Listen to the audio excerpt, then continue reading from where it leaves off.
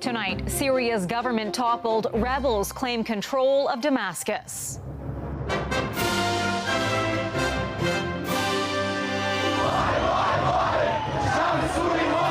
Celebrations and uncertainty after the end of the Assad regime.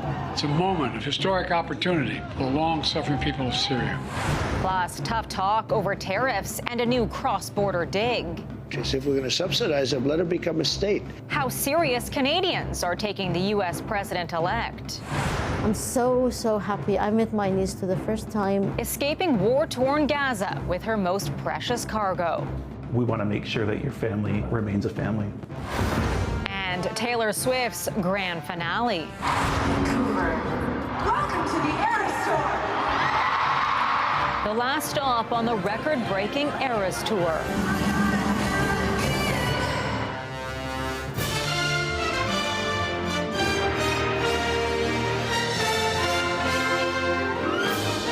CTV National News with Heather Butts. Good evening. We begin tonight with the stunningly swift takeover in Syria. This weekend marked an abrupt end to the Assad family's half-century rule as rebel forces captured Damascus. It marks an historic moment for the people of Syria, while raising significant questions about the future of the country and the wider region. CTV's Jeremy Sharon starts us off. In Syria's capital, Damascus, and across the country today, jubilation and gunfire as many Syrians celebrate the fall of the Assad regime. Long live Syria, down with Bashar Al Assad, said this rebel fighter. The end of the Assad family's half-century rule comes after a stunningly fast rebel advance reached the capital early Sunday. This victory is a new history for the region, says this leader of the largest rebel faction, a former al-Qaeda commander who's cut ties with the group and has promised a Syria for all. It's the worst case, I think, that people are worried about, which would be squabbles among the groups that made this collapse happen. The fall of Assad brings a sudden end to the more than decade-long civil war that left hundreds of thousands dead and the country's economy in shambles. President Assad is said to have fled the country, granted asylum in Russia. Syria's prime minister says he isn't going anywhere and has been in touch with the rebel coalition about forming a transitional governing body. This really is putting a lot more strain in a region that is already under tremendous strain and fighting absolutely everywhere. The West is reacting to the historic political shift in Syria. President Joe Biden says he'll help the country establish a stable, independent state. We'll work with our partners and the stakeholders in Syria to help them seize an opportunity. In a social media post, Prime Minister Justin Trudeau says Canada is monitoring the transition closely, adding the fall of Assad's dictatorship ends decades of brutal oppression. Ottawa issued a new travel advisory for Syria today, calling the security situation volatile, urging Canadians to avoid traveling there and to leave if it's safe to do so. Heather? Jeremy Sharon reporting from Ottawa. The dramatic fall of the Syrian regime resonated around the world. Hundreds in Paris celebrated by singing and waving flags. In Oslo, Syrians who sought refuge in Norway chanted anti-Assad slogans. Here at home, some in Windsor, Ontario's Syrian community feeling a sense of freedom. The Assad militias and terrorist groups have been killing people for almost 14 years now.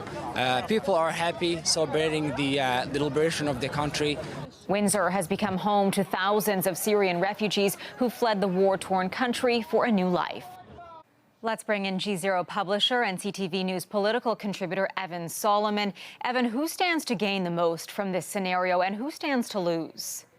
First, the people of Syria, who have suffered since 2011 in this brutal civil war under the Assad regime, over 580,000 casualties, millions of refugees. The Assad regime going is a good for the world. Then there's HTS. They are the lead rebel group. In the last 2 weeks, they've taken over that country, listed as a terrorist group, but making signals that they want to be legitimized work with protecting minorities and build institutions. They are the big winners. Then there's Turkey, who backed them. Their influence is up. And Israel. Israel is fighting Hezbollah in southern Lebanon. Hezbollah is supported by Iran. Iran gives them weapons via Syria. That corridor no longer exists. Israel stands to win as well. The losers, of course, the Assad regime, but Iran. Iran has supported Hezbollah and Hamas. They are weakened, and now they've lost Syria. Russia has backed the Assad regime. In fact, Assad is reportedly in Russia. They are deeply hurt by this, and they may lose access to a key port. So you got Iran and Russia are the losers, along, of course, with the Assad regime. Evan, this unfolded so quickly. What could happen next? Heather, this is the beginning of a new beginning, and so no one really knows. One scenario is that the rebel group governs. They try to legitimize themselves, they protect minorities, and they really run institutions and rebuild Syria. We don't know about that yet. Scenario two, this descends into a chaos like Libya did after Gaddafi was ousted, and this becomes a hotbed of radical groups. And then three, does this urge a country like Iran, deeply weakened, to try to build a nuclear bomb and try to say, look, now we are a force after we've lost Syria, making the region even more volatile? So nobody knows. Lots of celebrations now because the Assad regime is gone. What happened next could lead to great opportunity and stability or more chaos, very much up for grabs. Evan, thanks for this. Appreciate your time. U.S. President-elect Donald Trump reiterated his threat of slapping massive tariffs on Canadian goods and again suggested Canada become an American state. CTV's Colton Prale now with how Canadians are handling the message. Pierre Poilievre says his team is putting Canada first in the fight against Donald Trump's tariffs. Every single conservative would tell every single American that a tariff on Canada is a bad idea. This weekend, Conservative MP Jamil Jivani met with Vice President-elect J.D. Vance in Washington. But Jivani didn't confirm if they talked tariffs at the dinner. In a statement writing, the Vice President-elect knows my views on these matters well. I've shared feedback from Canadian businesses and workers about the impact tariffs would have on our economy. Poilievre says he hasn't talked to anyone in the Trump administration on the issue. And who are you reaching out to? I haven't. This morning, Trump railed against his country's trade deficit with Canada, border security, and called tariffs a powerful political tool that he loved. We're subsidizing Canada to the tune of over $100 billion a year. We're subsidizing Mexico for almost $300 billion. We shouldn't be subsidizing. Why are we subsidizing these countries? If we're going to subsidize them, let them become a state. The message in stark contrast to that of the outgoing Biden administration. This is our #1 trading relationship in the world. It is a trading relationship that is the envy of the world. And the last thing you want to do is to put things in place that make it harder. Meanwhile, new polling shows 63% of Canadians at least partially believe Trump's tariff threats. Donald Trump operates in a disruptive manner. That's how he tries to gain the upper advantage when it comes to negotiations and stuff like this. The big issue here is uncertainty. We're learning more tonight about François Legault's meeting with Donald Trump in Paris yesterday. The Quebec Premier and U.S. President-elect talked tariffs and border issues. Meanwhile, Legault also met with Elon Musk to discuss U.S.-Canada trade and electric vehicles. Heather. Colton, thank you. Star rapper Jay-Z has been added to an amended civil lawsuit originally only involving Sean Diddy Combs. Now both are accused of raping the same woman who was 13 at the time. The accuser, identified as Jane Doe, said the assault happened after she was driven to an MTV Video Music Awards after-party in 2000. Jay-Z denies the allegations and is the first celebrity to be accused of sexual assault in connection with Combs. New images have surfaced of the man police are trying to track down in the killing of a CEO in Midtown Manhattan. The pictures are from a taxi, the same cab officers say he took to a bus terminal after he fatally shot Brian Thompson at point-blank range. Police believe he has left New York City. For millions of Palestinians in Gaza, the search for safety remains a massive plight. Fleeing can be a difficult journey. For one woman, that became even more challenging when she refused to leave her pets behind. CTV's Kamal Karmali shows you what she endured to finally bring herself and her four-legged friends to Canada. Hey. Ruba Akila is finally entering We're home. her new home in Canada for the first time after escaping war-torn Gaza with her life. Not in my wildest dreams, actually, that I'll ever be in Canada. So look. And with her most precious cargo. Welcome home. Her 3 feline friends. Come and meet Tuta. Tuta, Venkura, and Solo. They mean the world. We had been through a lot together. So these cats, they're like family to you? They are. It's not like they feel. They are part of the family. Family she wasn't willing to leave behind in Gaza. When Israel invaded the enclave in October last year, she fled to the south. Her apartment bombed, left in rubble. After raising money, she was able to secure a way out into Egypt. But trying to get refugee status to Canada as a pet owner has its own unique challenges. Cats had to, deal with medical problems. She had to find a place that was cat friendly. In all the death and destruction during war, those trying to escape with their beloved pets have some of the hardest roads to safety. You could get people out, ironically, a lot easier than you could get animals out. So you had refugees leaving their animals. After 8 months of waiting in Egypt, Akila was finally able to gain refugee status, arriving in Toronto Sunday. Now she's found her new home, living with her brother. I feel so blessed. I was excited to meet her. And meeting her niece for the first time. Would you sing to us? Raindrops and roses and whiskers on kittens. Now finally having her family from Gaza meet her Canadian family for the first time. Kamal Karamali, CTV News, Hamilton, Ontario. There is growing frustration tonight over the Canada Post strike, with small family businesses losing up to $1.5 billion. The Canadian Federation of Independent Business says 25 to 40% of sales happen during the holiday season. The strike at Canada Post is costing small businesses in Canada $76 million every day. With the strike entering its 4th week, small businesses are fearing a Christmas in the red. Canadians are passionate about their daily coffee routine, but that cup or 2 of Java is about to put a bigger squeeze on your wallet. CTV's Paul Hollingsworth on what's brewing.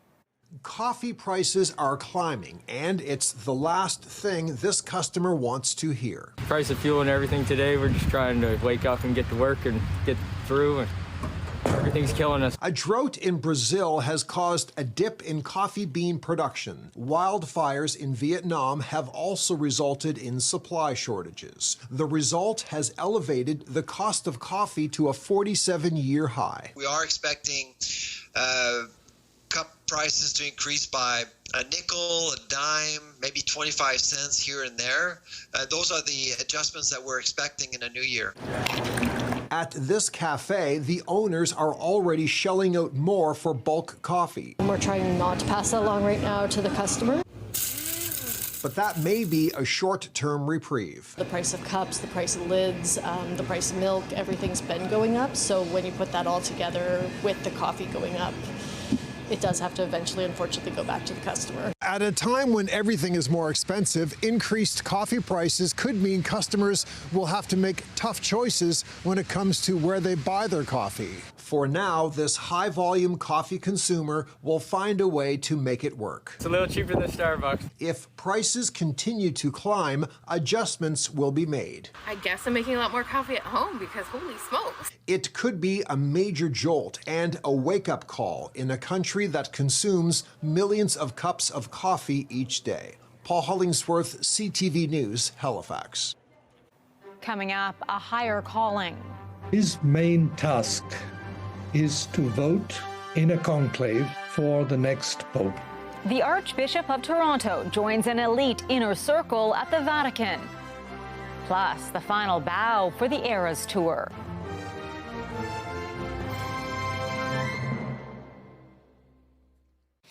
A A Canadian archbishop has officially been installed as a new Catholic cardinal by the Pope. Montreal-born Archbishop of Toronto, Frank Leo, was one of 21 new cardinals to get their crimson caps from Pope Francis. The 53-year-old's main task will be to vote in the next conclave to elect the next pope.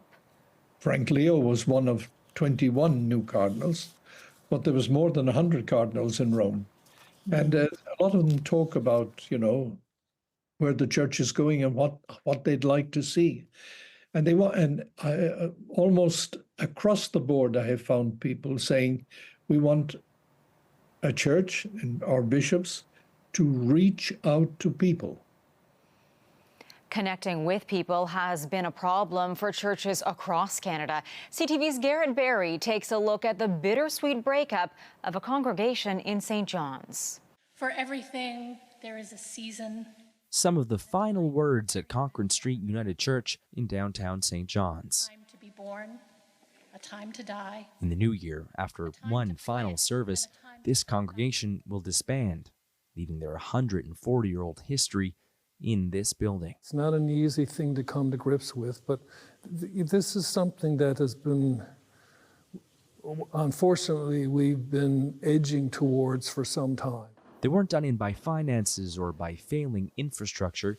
They needed people to fill out church boards and committees. There's all kinds of gray hair here, and we don't have a lot of younger people ready to take over. It's a familiar story for many religious places. Fewer people to fill the pews and councils, so congregations split up. Like in Halifax, where 2 Catholic churches were closed over the past 12 months because of poor finances and low attendance. The National Historic Trust of Canada estimates a third of the country's 27,000 Christian buildings may be sold, demolished, or abandoned within the decade.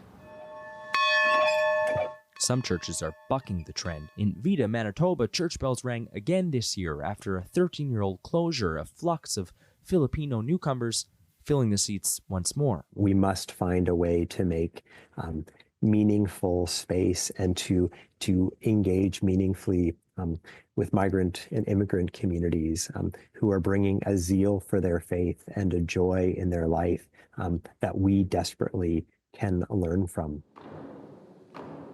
This building in St. John's won't be lost. There are plans for concerts, and apartments and offices have already moved in.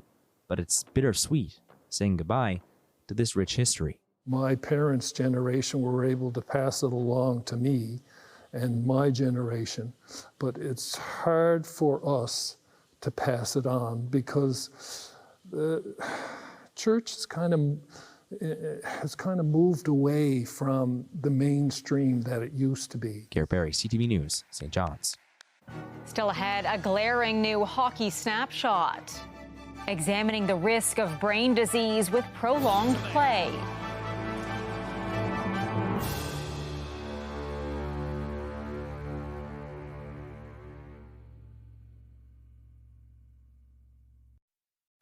There is concerning news coming out of the largest study ever done on the brains of male hockey players. It finds the odds of getting a neurodegenerative disease caused by repeated traumatic brain injuries increases with each year played. CTV's Sarah Plowman reports.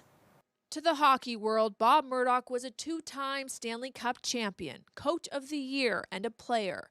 To his wife, he was her world, and in his years of decline, she was the caregiver. It's like you're losing your loved one bit by bit over time. Murdoch died in August 2023. His brain went to researchers who found the ex-NHLer suffered from Lewy body dementia, Alzheimer's, ALS, but also severe chronic traumatic encephalopathy, CTE, a neurodegenerative disease caused by repeated head injuries. Intuitively, I knew that it was CTE given Bob's history. Others would not even associate it with it.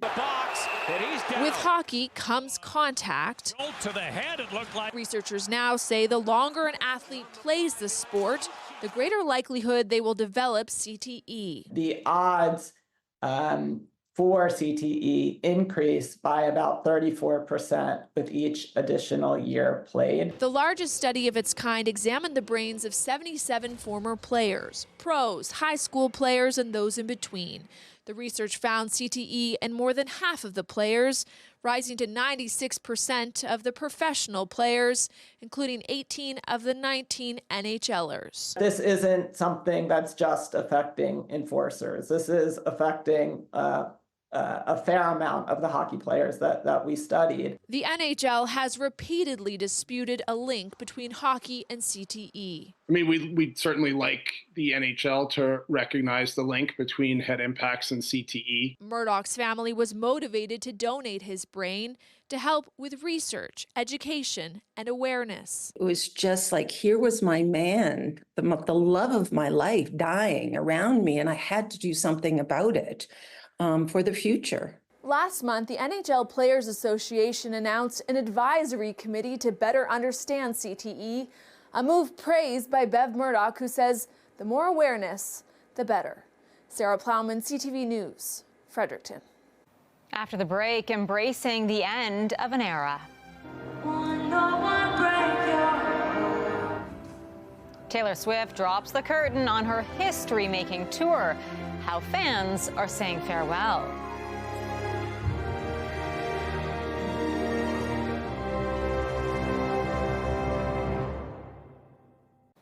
Tonight marks the end of Taylor Swift's Eras Tour, and it's happening in Vancouver. Fans traveled from around the world to see the final show.